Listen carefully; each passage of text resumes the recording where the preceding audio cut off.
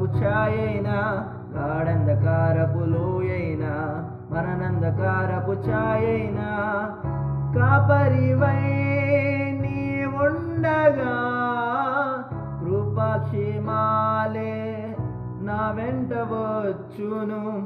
కాపరివై నీ ఉండగా కృపాక్షేమాలే నా వెంట వచ్చును.